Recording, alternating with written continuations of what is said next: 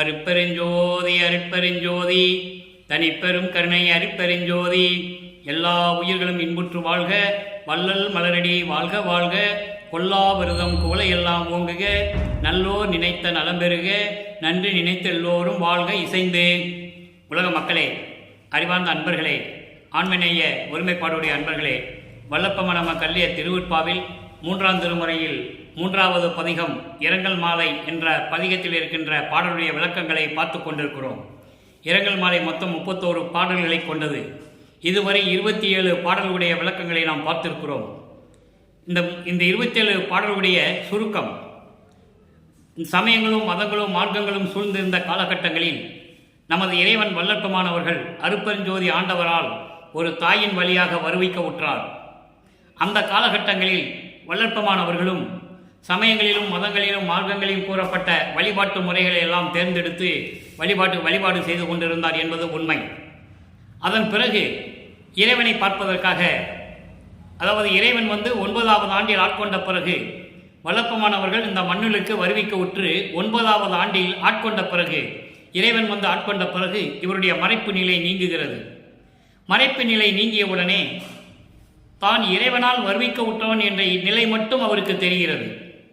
ஏன் வருவிக்க உற்றார், இறைவனுடைய அருளை எப்படி பெற வேண்டும் என்ற நிலையெல்லாம் அவருக்கு தெரியாது. ஆனால் வருவிக்க உற்றவன் என்ற நிலை மட்டும் அவருக்கு தெரிகிறது. அதனால்தான் இறைவனை கண்ணால் பார்க்க முடிந்தது, சிவபெருமனை கண்ணால் பார்க்க முடிந்தது என்பதை நீங்கள் புரிந்து கொள்ள வேண்டும். அப்போ அந்த நிலையில் இருந்து கொண்டு இறைவனை பார்ப்பதற்காக திருவொற்றியூர் செல்லுகிறார். திருவொற்றியூர் இவரை பார்த்தவுடனே சிவபெருமான் தெருவழியாக ஓடுகிறார். இவரும் பின்னாலே ஓடுகிறார். ஓட்டத்தை பிடிக்க முடியவில்லை. பாடலிலே தெளிவாக நமக்கு அருளியிருக்கிறார்கள் வல்லற்பமானவர்கள். அப்போ இந்த நிலை தொடர்ந்து கொண்டே செல்லுகிறது. இவர் இறைவனை பார்க்க செல்ல, இறைவன் இவருக்கு மறைப்பு நிலையை கொடுத்துக்கிட்டு இருக்க, மறைந்து செல்ல, இப்படியே நிலைகள் ஓடிக்கொண்டிருக்கிறது. அப்போ தன்னுடைய நிலையை, தன்னை தலைவியாகவும் இறைவனை தலைவனாகவும் உள்ளத்தை தோழியாகவும் வர்ணனை செய்து இந்த பாடலை நமக்கு அருளியிருக்கிறார்கள். பாடலை நன்றாக கவனியுங்கள். தோளா மணி நேர் வடிவழகர் சோலை சூழ்ந்த ஒற்றியினார் மாலா நிலையர் எந்தனக்கு மாலையிட்டார் மறுவிலர் கான் கேளாய் மாதே என்னிடையே கெடுதி இருந்தது எனினும் அதை கோளால் உரைப்பார் என்னடி, என் குறையை நான் எவருக்கு கூறுவேனே. இது பாடல். இங்கே மாலையிட்டார் என்பது தன்னை ஒரு பெண்ணாக உருவகப்படுத்தியதால் மாலையிட்டார் என்று சொல்லுகிறார். மாலையிட்டது என்பது ஆட்கொண்டது. தன்னை ஆட்கொண்டதை உலக மக்களுக்கு தெரிவிக்கிறார். ஆட்கொண்ட பிறகு மீண்டும் தன்னிடம் சேரவில்லை. என்னிடம் ஏதாவது குறை இருந்தாலும் கூட அவர் சொல்லி இருக்கலாமே, கோளால் உரைப்பார், அவர் சொல்லி இருக்கலாம். ஆனால் அதுவும் சொல்லவில்லை. என் குறையை எங்கே போய் சொல்லுவேன் தோழி என்று இந்த பாடலை நமக்கு அருளியிருக்கிறார்கள். இப்போ பாருங்க, இதை தோளாமணி என்பது துளைக்காத ஒரு மணி. மணி உருண்டையாக இருக்கும். அதில் ஓட்டை போட்டு நூல் போட்டு கோர்ப்பாங்க மணிகளை. அப்படி துளையிடாத மணி, அவ்வளவு அழகாக இருக்கின்றவர், அந்த மணி போன்று அழகாக இருக்கின்றவர் இறைவன். அவர் சோலை சூழ்ந்த ஒற்றியனார், பூஞ்சோலைகளும் பண்ணைகளும் வயல்களும் நீர்நிலைகளும் சேர்ந்த திருவொற்றியூரில் இருக்கின்ற இறைவன். அவர் அழிவில்லாதவர், மாலா நிலையார். மாலா நிலையார் என்பது அழிவில்லாதவர், பிறப்பும் இறப்பும் இல்லாதவர். அப்படிப்பட்ட இறைவன் அவர் எனக்கு மாலையிட்டார், அவர் என்னை ஆட்கொண்டார். மறுவிலர் கான், மீண்டும் என்னிடம் சேரவில்லை, என்னை பார்க்கவில்லை. பெண்ணே, உள்ளத்தை தோழியாக உருவகப்படுத்துகிறார். பெண்ணே, என்னிடம் அதாவது கெடுதி என்றால் ஏதாவது குற்றம் குறைகள் இருந்தாலும் கூட, என்னிடம் குற்றம் குறைகள் இருந்தாலும் கூட அதை என்னிடம் சொல்லியிருப்பார். அதையும் சொல்லவில்லை, என்னிடம் பேசவே இல்லை. நான் இந்த குறையை எங்கே போய் சொல்லுவேன், எனக்கு அருளை கொடுக்காவிட்டால் நான் எங்கே போய் சொல்லுவேன் என்று சொல்லி இந்த பாடலை நமக்கு அருளியிருக்கிறார்கள். அடுத்து பாருங்க, இப்போ இந்த பாடலுடைய விளக்க உரை பார்க்க போகிறோம். நன்றாக கவனியுங்கள். இப்போ பத உரை பார்த்தாச்சு. அதாவது துளைக்காத மணி போன்று அழகாக இருக்கின்ற இறைவன், சோலைகளும் பண்ணைகளும் சூழ்ந்த திருவொற்றியூரிலே இருந்து கொண்டிருக்கின்ற இறைவன் அழிவில்லாமல் என்றும் நிலையாக இருப்பவர். அப்படிப்பட்ட இறைவன் என்னை மாலையிட்டார். மாலையிட்டார் என்பது என்னை ஆட்கொண்டார் என்று பொருள். ஆட்கொண்டாரை தவிர திரும்பி வந்து என்னை பார்க்கவில்லை, என்னிடம் வந்து எதையும் பேசவில்லை, வாயே திறக்கவில்லை என்று கூறுகிறார். என்னிடம் ஏதாவது குறை இருந்தாலும் கூட பெண்ணே, அவர் என்னை அழைத்து சொல்லி இருக்கலாம், சொல்லி இருப்பார், ஆனால் அதையும் செய்யவில்லை. இந்த குறையை நான் எவருக்கு சொல்லுவேன், எங்கே போய் சொல்லுவேன் என்று சொல்லி இந்த பாடலை நமக்கு அருளியிருக்கிறார்கள் நமது இறைவன் வல்லற்பமானவர்கள். இதனால் உலக மக்களுக்கு அவர் தெரியப்படுத்துவது என்னவென்றால், உலக மக்களே, நான் இறைவனால் இந்த மண்ணுக்கு வருவிக்க உற்று 9 ஆண்டுகள் வரையிலும் எனக்கு மறைப்பு நிலை இருந்தது. அந்த மறைப்பு நிலை இருக்கும்போது நான் என்ன செய்வதென்று எனக்கே தெரியவில்லை. அந்த நிலையில் 9வது ஆண்டில் என்னை ஆட்கொண்டார் வந்து இறைவன். என்னை ஆட்கொண்டு என்னை மறைப்பை நீக்கிவிட்டு சென்று விட்டார். இந்த 9வது ஆண்டில் ஆட்கொண்டதை வல்லற்பெருமான் பாடல்களில் கூறியிருப்பார். ஆண்டாறு 3 ஆண்டில் ஆட்கொண்ட அருள்கடலே என்று கூறுவார். 6வது 3 ஆண்டிலே என்னை ஆட்கொண்டவர் என்று சொல்லுவார். அப்போ 9வது ஆண்டில் இறைவன் வந்து ஆட்கொண்டதை உறுதி செய்கிறார், உலக மக்களிடம் சொல்கிறார் வல்லற்பெருமான். அப்படி 9வது ஆண்டிலே என்னை ஆட்கொண்ட பிறகு என்னுடைய மறைப்பு நீங்கிவிட்டது. நான் இறைவனால் வருவிக்க உற்றவன் என்ற நிலை மட்டும் எனக்கு தெரிகிறது. இறைவனிடம் எந்த அருளையும் பெறவில்லை, இறைவனையும் நான் முழுதாக பார்க்கவில்லை. அந்த நிலையில் இருக்கும்போது இறைவனை பார்ப்பதற்காக திருவொற்றியூர் செல்லுகிறேன். திருவொற்றியூர் சென்றபோது எனக்கு திருவிழா வீதி வரும்போது காட்சி கொடுக்கிறார், மறைந்து விடுகிறார். அதன் பின் நான் தெருவிலே நின்று கொண்டிருந்த போது என்னை பார்த்து ஓடி வருகிறார். என் அருகே வந்தவுடனே திரும்பி பார்க்காமல் ஓடுகிறார். நானும் பின்னாலேயே ஓடினேன். அவர் ஓட்டத்தை என்னால் பிடிக்க முடியவில்லை. அவர் எனக்கு காட்சி கொடுக்கிறார், என்னுடன் பேசவில்லை. என்னை பார்த்தவுடன் திரும்பி பார்க்காமல் ஓடுகிறார், என்னிடம் எதையும் கூறவில்லை. இந்த நிலையில் நான் நாரையையும் கிளிகளையும் தூது கூட அனுப்பி பார்த்தேன், எந்த பலனும் இல்லை. அதன் பிறகு என்னை ஆட்கொண்டாரே தவிர எனக்கு எந்த விதமான அருளையும் கொடுக்கவில்லை. என்னிடம் ஏதாவது குறைகளும் குற்றங்களும் இருந்தால் கூட என்னை கூப்பிட்டு சொல்லி இருக்கலாம், நீ இந்த தவறு செய்கிறாய், உன்னிடமிருந்து இந்த குற்றம் இருக்கிறது என்று கூறியிருக்கலாம். அதுவும் சொல்லவில்லை. நான் இந்த குறையை நான் எங்கே போய் சொல்லுவேன், யாரிடம் போய் சொல்லுவேன் என்று சொல்லி உலக மக்களுக்கு தெரிவிக்கிறார். அப்போ வல்லற்பெருமானுடைய நிலை உங்களுக்கு தெரிய வேண்டும். அதனால்தான் உலக மக்களுக்கு அருட்பா மூலமாக நமக்கு தெரிவிக்கிறார்கள் வல்லற்பெருமானவர்கள். சமயங்களும் மதங்களும் மார்க்கங்களும் சூழ்ந்திருந்த காலகட்டத்தில் நமது இறைவன் வல்லற்பெருமானும் அந்த நிலையில் இருந்தவர்தான் என்பது உண்மை. அதன் பிறகு இறைவன் ஆட்கொண்ட பிறகு, இறைவன் வந்து மகனிடம் பேசிய பிறகு, சமரச சுத்த சன்மார்க்கத்தை கொடுத்த பிறகு, சமரச சுத்த சன்மார்க்கம் என்பது 4வது 8 தருகிறார். 4 × 8 32. வருவிக்கு ஊற்று ஆண்டிலிருந்து 51 ஆண்டுகளை 8 8ஆக பிரிக்கிறார் அருட்பெருஞ்சோதி ஆண்டவர். ஒவ்வொரு 8லும் தன் மகனுக்கு எப்படி அருளை கொடுக்கிறார் என்பதை திருவருட்பாவிலே நமக்கு தெளிவாக அருளியிருக்கிறார்கள் நமது இறைவன் வல்லற்பெருமானவர்கள். அதை தான் பார்த்து கொண்டிருக்கிறோம். அப்போ சமரச சுத்த சன்மார்க்கத்தை கொடுத்த பிறகு எப்படி இறைவனை சொல்லுகிறார், இறைவனுடைய நிலை என்ன, இறைவனுடைய நிலை என்ன, அவர் எப்படியெல்லாம் இறைவனிடம் பெற்றுக்கொண்டார் அல்ல என்பதை நமக்கு தெளிவாக அருளியிருக்கிறார்கள். அதை பார்த்து கொண்டிருக்கிறோம். இப்போ பாருங்க, சமரச சுத்த சன்மார்க்கத்தை பெற்ற பிறகு இறைவன் எப்படி வந்து மகனை பார்த்து எப்படி அருளை கொடுக்கிறார் என்பதை தெளிவாக பார்க்க போகிறோம். 6ஆம் திருமுறை 43 இறை திருக்காட்சி 28வது பாடல், 43வது பதிகம் இறை திருக்காட்சி 28வது பாடல். நல்ல கவனிங்க. இங்கே 3ஆம் திருமுறையிலே இருக்கின்ற 28வது பாடலுக்கு 6ஆம் திருமுறையிலே இறைவன் எந்த நிலையில் இருக்கிறார் என்பதை வல்லற்பெருமான் தெளிவாக சொல்லுகிறார். சமயங்களும் மதங்களும் மார்க்கங்களும் சூழ்ந்திருந்த காலகட்டத்தில் இறைவன் திருவொற்றியூரிலே இருக்கிறார். நல்லா புரிஞ்சுக்கணும் நீங்க. அதன் பிறகு இறைவன் எங்கே இருக்கிறார்? உத்திரஞான சித்திமாபுரத்தில் ஓங்கிய ஒரு பெரும்பதியை. எப்படி இறைவனை பார்த்தேன்னு சொல்றார்? அங்க திருவொற்றியூரை பார்த்தேன்னு சொல்லுவார் இல்லையா?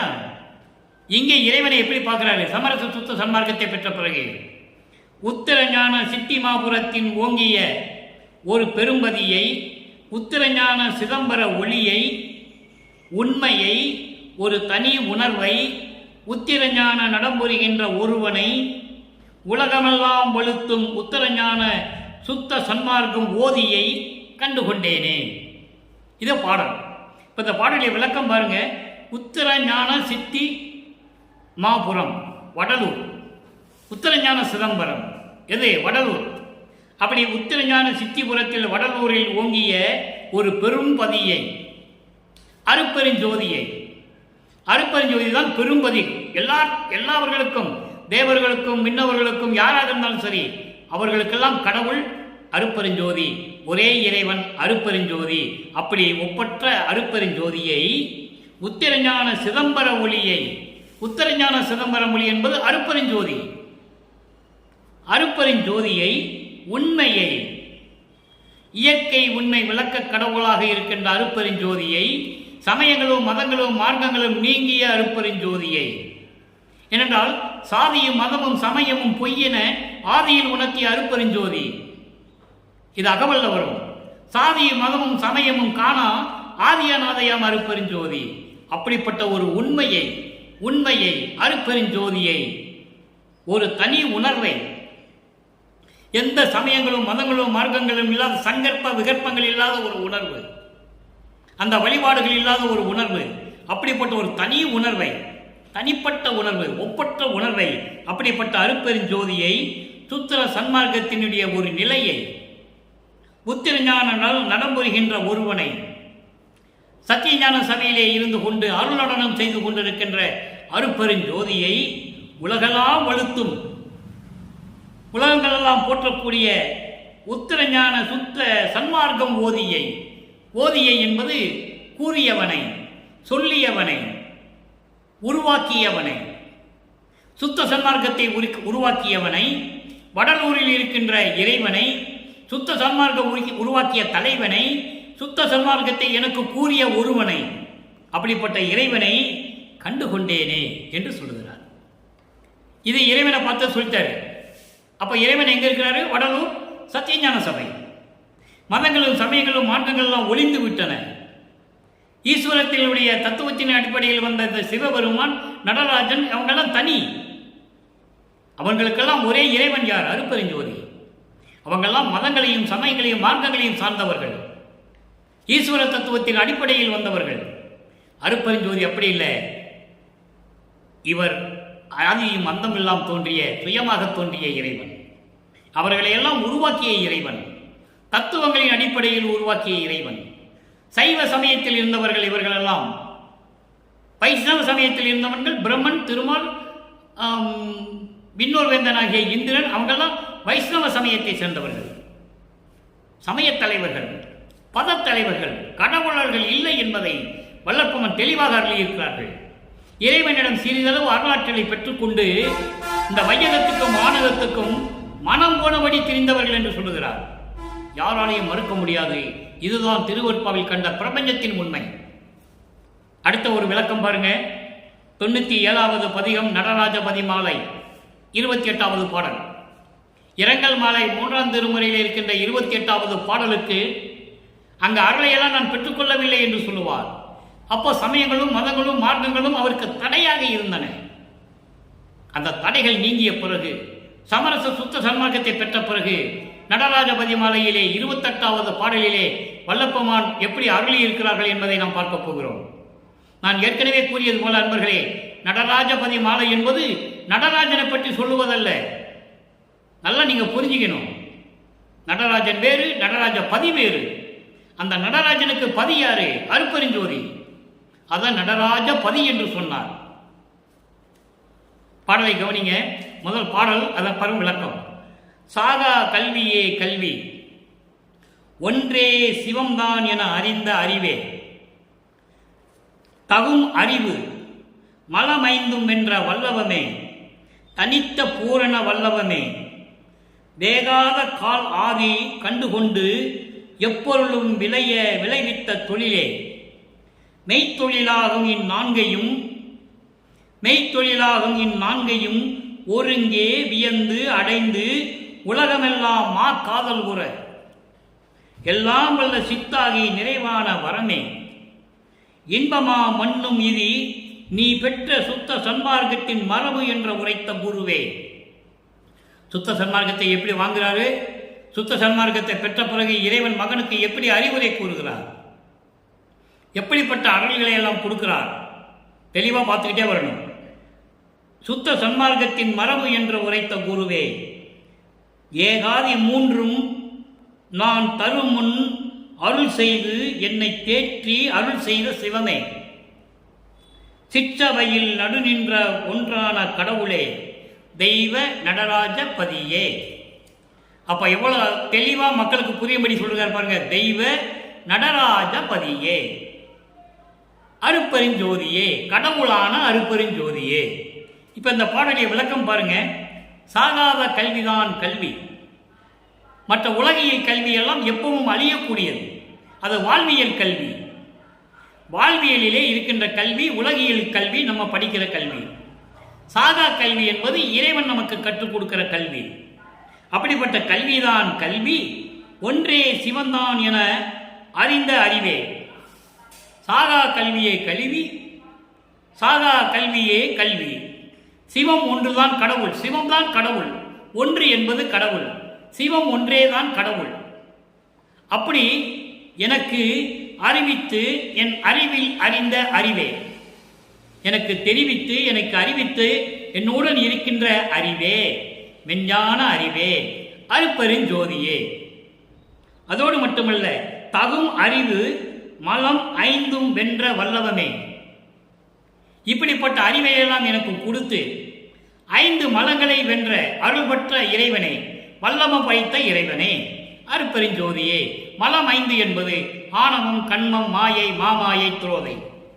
அப்படி 5 மலங்களை வென்ற வல்லவமே, தனித்த பூரண வல்லவமே, பிரபஞ்சம் முழுவதும் பரிபூரணமாக ஒளி வீசிக்கொண்டு பிரபஞ்சத்தை இயக்கிக் கொண்டிருக்கின்ற அருள் வல்லமை படைத்த வல்லமம் படைத்த இறைவனே, அருப்பெருஞ்சோதியே.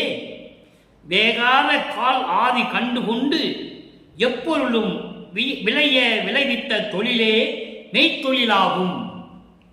நல்லா கவனிக்கணும் நீங்க. அதுதான் மெய்த்தொழில். எது மெய்த்தொழில்? வேகாத கால் ஆதி. வேகாத கால் ஆதி என்பது வேகா கால், போகா புனல், சாகா தலை. இந்த மூன்றும் கண்டுகொண்டு எப்பொருளும் இன்புறமாக, எல்லா உயிரினங்களும் இன்புறமாக இன்பமாக மகிழ்வோடு வாழ வைக்க செய்கின்ற தொழில்தான் மெய்த்தொழில். அப்படிப்பட்ட தொழில்தான் மெய்த்தொழில் என்றும்.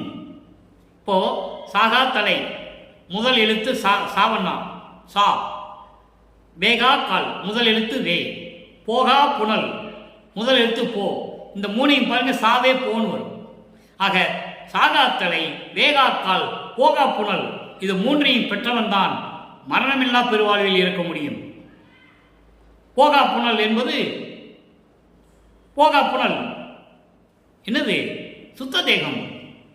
வேகாக்கால் பிரண தேகம், சாகாத்தலை ஞான தேகம். அப்புறம் இது 3 வருவதுதான் 3 தேகத்துக்கு உரியது.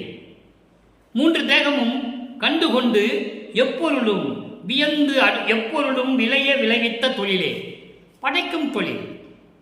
படைக்கும் தொழில், காக்கும் தொழில், அழிக்கும் தொழில், மறைத்தல், அருளல். இந்த 5 தொழில்களிலும் இந்நான்கையும், மெய்த்தொழிலாகிய படைத்தல் தொழிலையும் மற்றது இந்த 4ஐயும் ஒருங்கே வியந்து அடைத்து எல்லாவற்றையும் ஒட்டுமொத்தமாக பெற்றுக்கொண்டு உலகமெல்லாம் மா காதல் உற. உலகமெல்லாம் மா காதல் உற என்பது அளவில்லாமல் அன்போடு இருப்பதற்காக, அதாவது பேரின்பமாக இருப்பதற்காக, அதைத்தான் மா காதல் உரை என்று சொல்கிறார். பேரின்பமாக இருப்பதற்காக எல்லாம் வல்ல சித்தாகி நிறைவான வரமே, இன்பமாம் மண்ணும் பேரின்பம் நிறைந்து கொண்டு மண்ணும் இது நீ பெற்ற சுத்த சன்மார்க்கத்தின் மரபு என்ற உரைத்த குருவே. இதை சுத்த சன்மார்க்கத்தினால் தான் செய்ய முடியும் என்று எனக்கு உரைத்த, எனக்கு சொல்லிக் கொடுத்த, எனக்கு ஓதிய உறவே, அருப்பெருஞ்சோதியே. அப்போ சுத்த சன்மார்க்கம் பெற்றுக்கொண்டால்தான் சாகா கல்வியை பெற முடியும். சுத்த சன்மார்க்கத்தை பெற்றுக்கொண்டால்தான் அருப்பெருஞ்சோதியை உணர முடியும். அறிந்த அறிவே என்று சொல்லுகிறார். அப்படிப்பட்ட அருட்பெருஞ்சோதியை உணர முடியும். 5 மலங்களையும் வெல்ல முடியும். பரிபூரணமாக விலகிக் கொண்டு இந்த 5 தொழிலையும் செய்யக்கூடிய வல்லமையையும் பெற்றுக்கொள்ள முடியும்.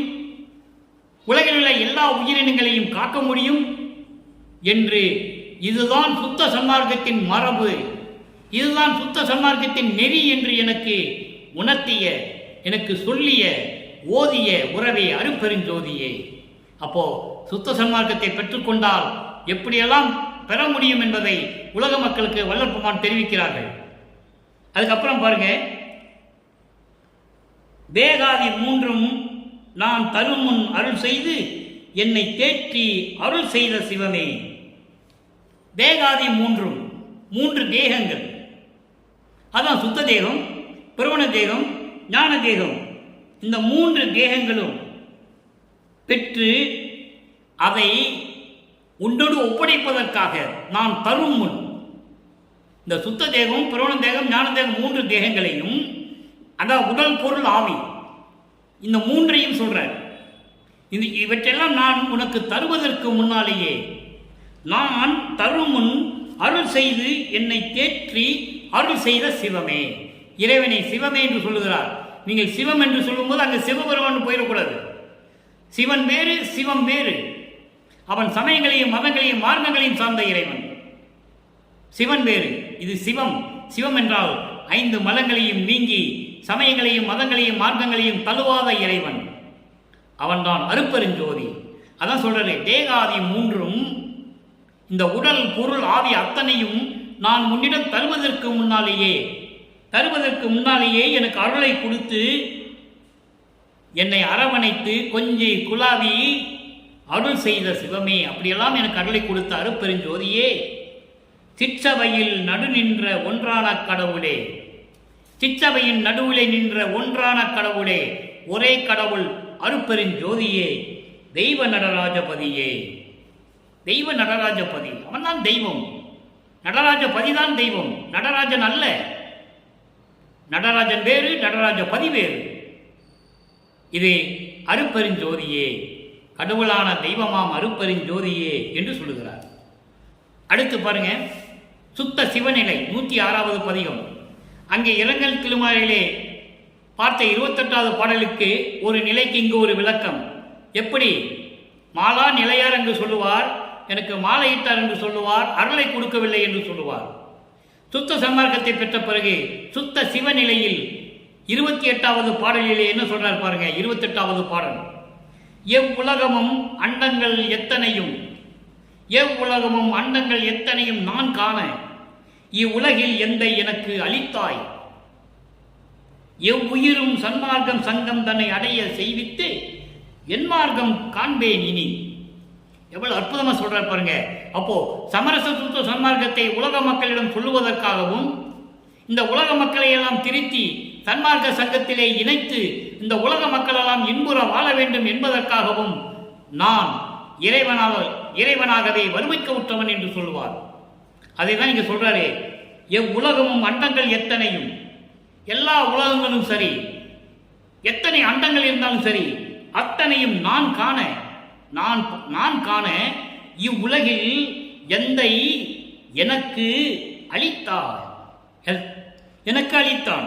இந்த மண்ணுலகிலே வருவிக்க செய்து சமயங்களும் மார்க்கங்களும் மதங்களும் பொய் என்று சொல்லி அதன் பிறகு சமரச சன்மார்க்கத்தை என்னிடம் கொடுத்து எல்லா உலகங்களும் அண்டங்கள் எத்தனையும் இருக்குதோ அத்தனையும் நான் காண இந்த மண்ணுலகிலே என்னை வருவிக்க செய்தான். வருவிக்க செய்தது மட்டுமல்லாமல் எனக்கு எல்லா அருளையும் கொடுத்தான் எனது தந்தை என்று சொல்லுகிறார். எந்தை என்று சொல்லுகிறார். எந்தை என்றால் எனது தந்தை. அப்போ இறைவனால் வருவிக்க உற்றவன் என்பதை நீங்கள் புரிந்து கொள்ள வேண்டும், உணர்ந்து கொள்ள வேண்டும். அவர் சாதாரணமாக இந்த மண்ணுக்கு வரவில்லை, வருவிக்க உற்றவர். வருவிக்க உற்றவனுக்கு மரணம் இல்லை, பிறக்கின்றவனுக்கு மரணம் உண்டு. பிரம்மன் திருமால் யாராக இருந்தாலும் சரி, அவர்கள் காலங்கள் முடிந்தவுடனே மரணம் அடைய வேண்டும், பின்பு பிறக்க வேண்டும். அப்படிதான் திருமாலுக்கு 10 அவதாரங்களும் நடந்தது. அதை நீங்கள் புரிந்து கொள்ள வேண்டும். இந்த 10 அவதாரங்களையும் கொடுத்தது அருட்பெருஞ்சோதி. அவன் பதத்தலைவன் என்று சொல்லுவார். பிரம்மனும் திருமாலும் என்னை வணங்குகிறார்கள் என்று சொல்லுவார் பாடலிலே. இது நாம் பேசுவது கற்பனை அல்ல, கதை அல்ல. திருவிருப்பாவில் கண்ட பிரபஞ்சத்தின் உண்மைகளை, வல்லற்பெருமான் நமது இறைவன் அருளிய உண்மைகளை இந்த வள்ளலார் ஊழியன் இந்த பாடல்களின் மூலமாக உங்களுக்கு தெரிவித்துக் கொண்டிருக்கிறேன். அடுத்து பாருங்க, எவ்வுயிரும் சன்மார்க்கம் தன்னை அடைய செய்வித்து எல்லா உயிர்களையும் இந்த சன்மார்க்க சங்கத்திலே சேர்த்து நான் என் மார்க்கம் காண்பேன். இனி சமயங்களும் மதங்களும் மார்க்கங்கள்லாம் ஒழிந்து விட்டன. இந்த சுத்த சன்மார்க்கத்தை நான் காண்பேன், அதுதான் என் மார்க்கம். இனிமேல் அந்த மார்க்கம்தான் இந்த உலகத்தில் இருக்கப் போகிறது என்று சொல்லி இந்த பாடலை நமக்கு அருளி இருக்கிறார்கள் நமது இறைவன் வல்லற்பெருமானவர்கள். அடுத்த ஒரு நிலை 110வது பதிகம் தனித்திரு அலங்கள். 3ஆம் திருமுறையில் இருக்கின்ற சமயங்களையும் மதங்களையும் மார்க்கங்களையும் சூழ்ந்திருந்த காலகட்டங்களில் இருந்த நிலையை வல்லற்பெருமான் சுத்த சன்மார்க்கம் பெற்ற பிறகு எப்படியெல்லாம் திருச்சி நமக்கு அருளி இருக்கிறார்கள் என்பதை நீங்கள் பார்த்துக் கொள்ள வேண்டும்.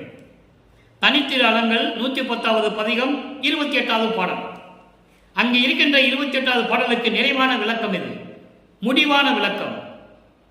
அருப்பெருஞ்சோதி என் அம்மை. எப்படி சொல்ற பாருங்க, அருப்பெருஞ்சோதி என் அம்மை, அன்போடும் அறிவானந்தமாகும் அருப்பெருஞ்சோதி என் அப்பன். அருப்பெருஞ்சோதி என் அம்மா, தாய் உள்ளத்தோடும் அன்போடும் அறிவானந்தத்தோடும் பேரின்பத்தோடும் இருக்கின்ற அருப்பெருஞ்சோதி என் அப்பன். என் உள்ளத்து அமர்ந்து என் உள்ளத்திலே இருந்து அன்பினால் அருப்பெருஞ்சோதி தெல்ல ஆரமுதம் தந்து.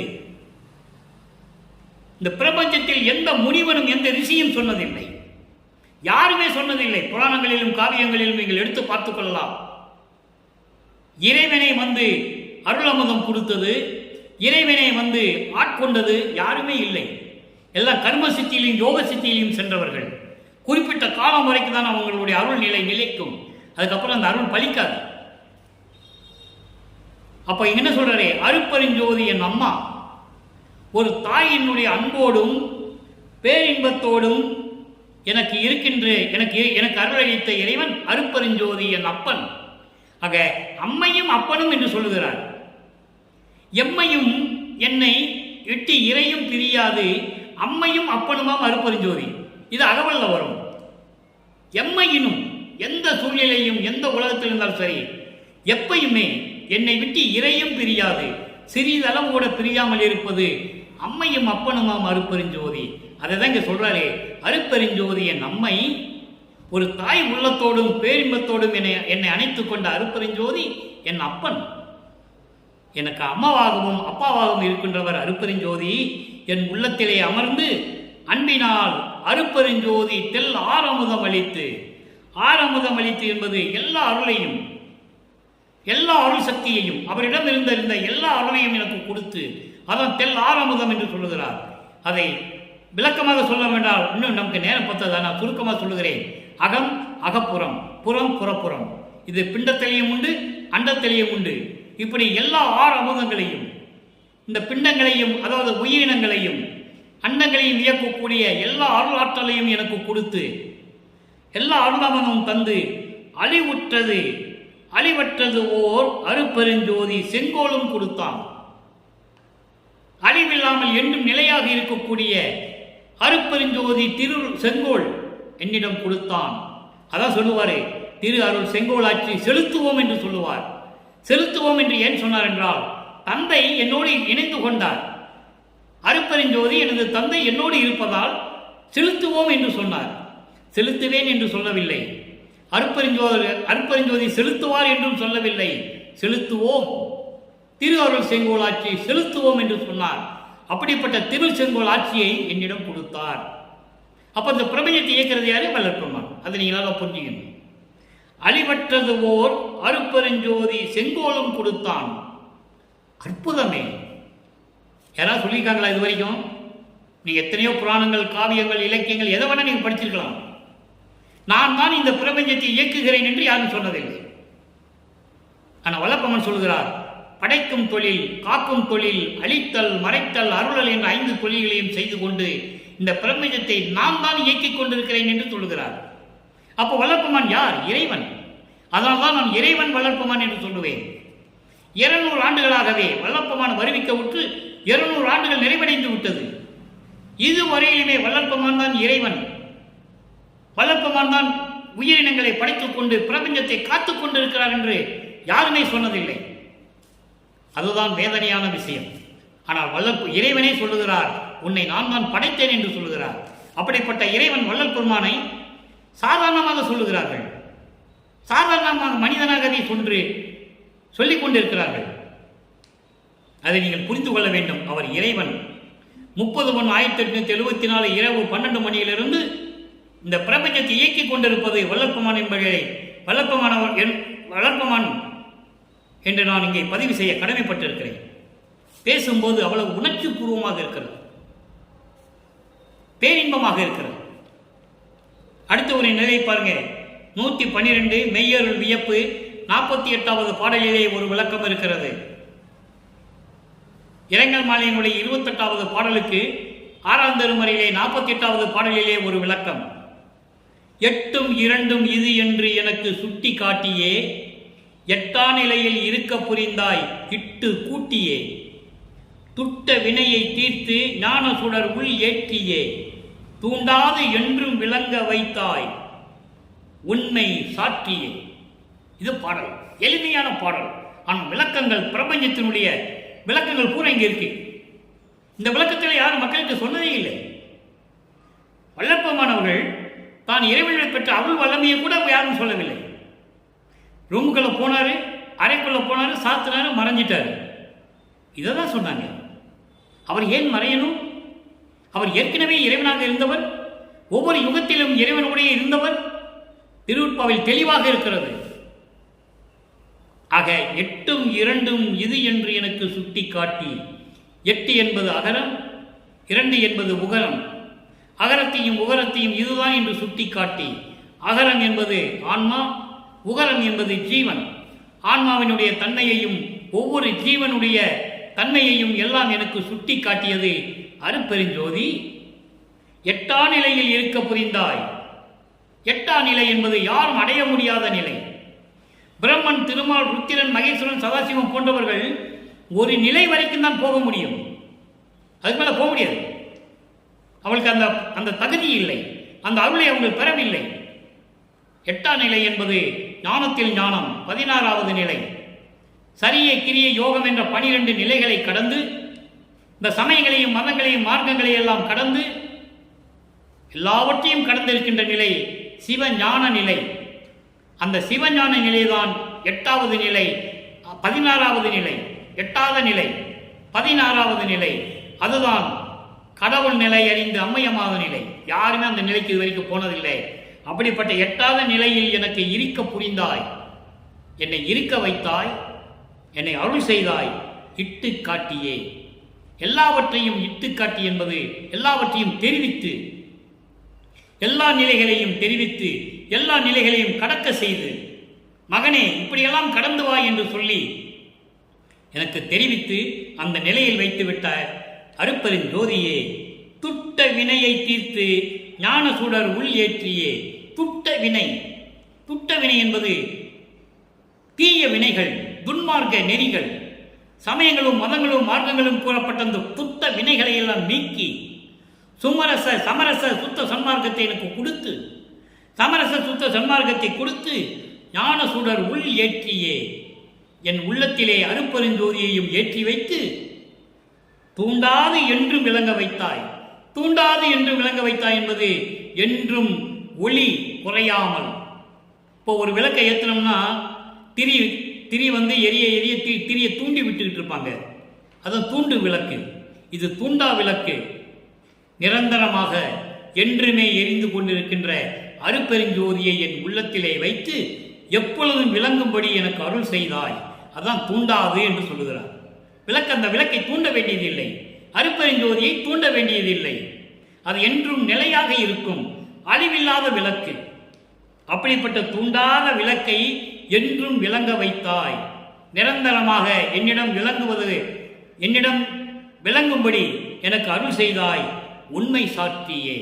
பிரபஞ்சத்தின் எல்லா உண்மைகளையும் சொல்லிக் கொடுத்து எனக்கு 8வது நிலையில் ஏற்றி வைத்து, 8ம் 2ம் எனக்கு அறிவித்து, ஆன்மா ஜீவன் போன்றவர்களுடைய தகுதியெல்லாம் எனக்கு சொல்லிக் கொடுத்து, இப்படியெல்லாம் நிலையில் என்னை ஏற்றி வைத்து விட்டாய், நான் சமயங்களையும் மதங்களையும் மார்க்கங்களையும் எல்லாம் முழுவதுமாக ஒழித்து விட்டேன் என்று சொல்லுகிறார்.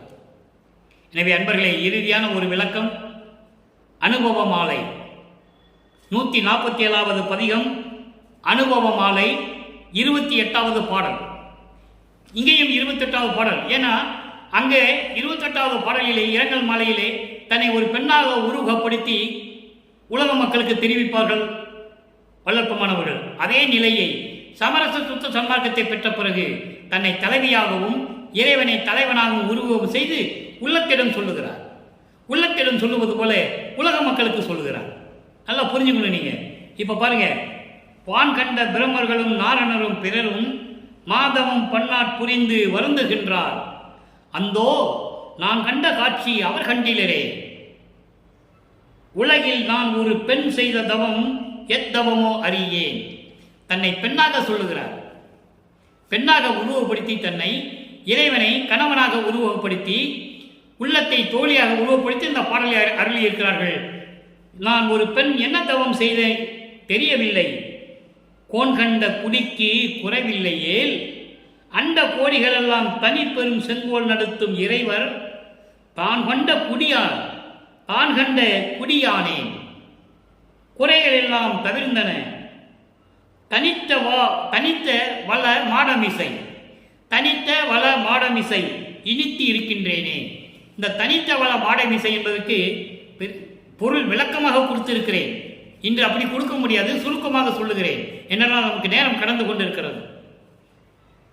பாடலை பாருங்க. நான் கண்ட வான் கண்ட பிரம்மர்களும், விண்ணுலகத்தில் இருக்கின்ற பிரம்மர்களும் நாரணர்களும் பிறரும். ஏன் பிரம்மணர்கள் என்று சொன்னார்? நல்லா கவனிச்சுக்கணும். பிரம்மன் என்று சொல்லலாம்ல, ஏன் பிரம்மணர்கள் என்று சொல்லுகிறார்? நாரணர்களை ஏன் நாரணர்கள் என்று சொல்லுகிறார்? ருத்திரர்கள் என்று சொல்லுவார். இதுக்கு காரணம் இருக்கிறது. இதுக்கு விளக்கம், பெரிய விளக்கம் இருக்கிறது. நான் சுருக்கமாக சொல்லுகிறேன். இப்போ பிரம்மனுக்கு ஆயுள் காலம் 4,32,000 வருடம். இந்த 4,32,000 வருடத்தில் பல தடவை இறந்து பிறந்து பிரம்ம அவதாரம் எடுத்திருக்கிறார். அதான் பிரம்மணர்கள் என்று சொல்லுகிறார்கள். இந்த 4,32,000 வருடத்தில் ஏகப்பட்ட பிரம்மாக்கள் தோன்றி இருக்கிறார்கள். அதே மாதிரி திருமாலுக்கு நாரணனுக்கு 8,64,000 வருடம் ஆயுள் காலம். அவனுடைய ஆயுள் காலம் துவார யுகத்திலே பாரத போர் முடிந்தவுடனே முடிகிறது. அவனுக்கு ஆயுள் காலம். அங்கே ஒரு வேடவனால் இறக்கப்படுவான். ஒரு வேடவன் வந்து வில்லு போட்டு அடித்து அவர் க்ளோஸ். புராணத்திலே உண்டு. வல்லபெருமான் தெளிவுபடுத்துகிறார். இப்படி ஒவ்வொருத்தவர்களும் ஒரு ஆயுள் காலம் உண்டு. அந்த ஆயுள் காலத்துக்குள் பல தடவையாக பிறந்து அவதரித்திருக்கிறார்கள். அதனால் நாரணர்கள் என்று சொல்கிறார். அவனுக்கு அவதாரங்கள் உண்டு.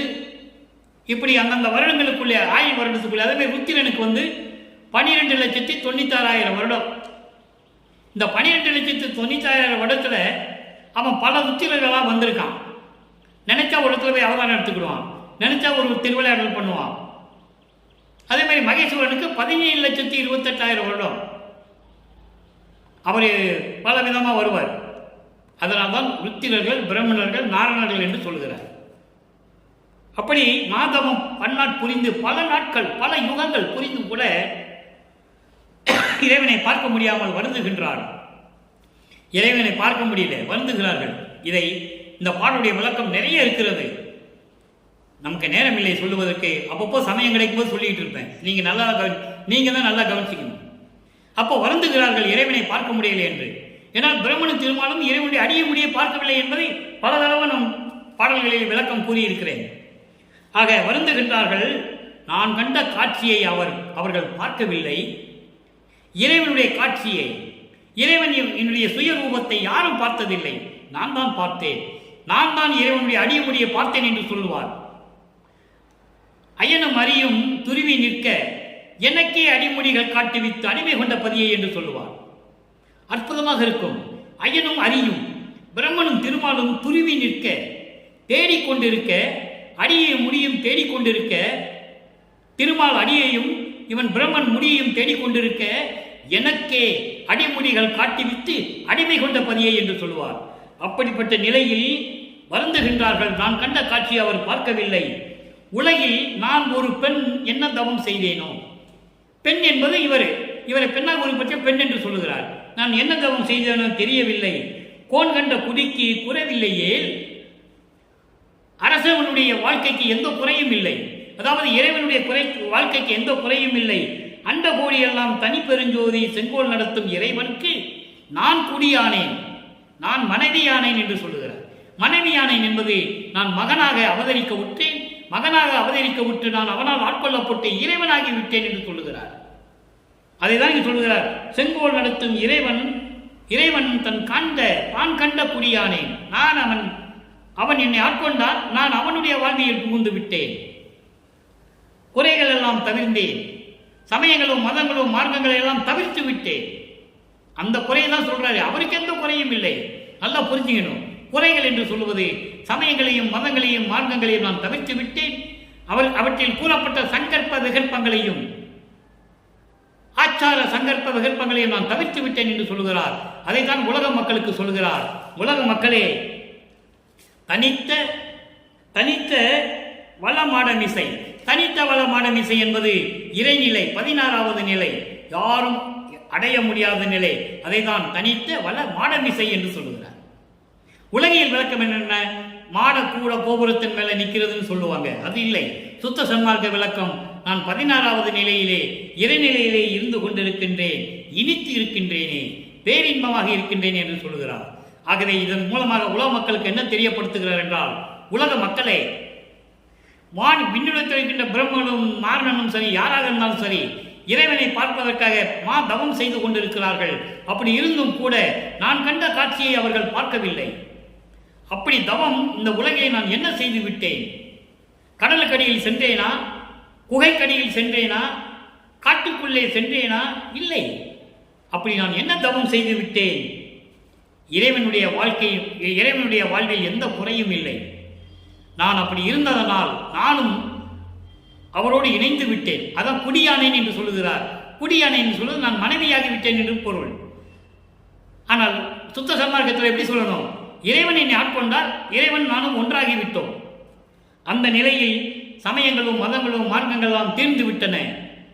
நான் இறைநிலையில் கடவுளாக இருந்து கொண்டிருக்கிறேன், பேரின்பமாக இருக்கிறேன் என்று சொல்லி இந்த பாடலை நமக்கு அருளியிருக்கிறார்கள்.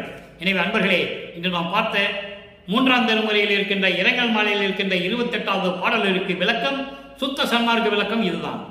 எனவே உலக மக்களே, நீங்கள்லாம் சமயங்களையும் மதங்களையும் மார்க்கங்களையும் விட்டுவிட்டு சமரச சுத்த சன்மார்க்கத்தில் சேர்ந்து இறைவனை வணங்கி அருட்பெருஞ்சோதி ஒருவனே இறைவன் என்ற நிலையில் இருந்து கொண்டு கொலையும் புலையும் தவிர்த்து உயிர்களை கொலை செய்வது, மாமிச உணவுகளை உட்கொள்வது, இவற்றையெல்லாம் தவிர்த்து அருட்பெருஞ்சோதி அருட்பெருஞ்சோதி தனிப்பெருங்கருணை அருட்பெருஞ்சோதி என்ற மகாமந்திரத்தை உச்சரித்து இறைவனுடைய அருளையும் பொருளையும் பெற்றுக்கொண்டு இந்த வையகத்திலே நீங்கள் வாழ்வாங்கு வாழ வேண்டும் என்று இறைவனுடைய தயவோடையும் கருணையோடையும் வாழ்த்தி இந்த வள்ளலார் ஒளியன் விடைபெறுகிறேன். மீண்டும் நாளை சந்திப்போம். நன்றி, வணக்கம். அருட்பெருஞ்சோதி அருட்பெருஞ்சோதி தனிப்பெரும் கருணை அருட்பெருஞ்சோதி. நன்றி, வணக்கம்.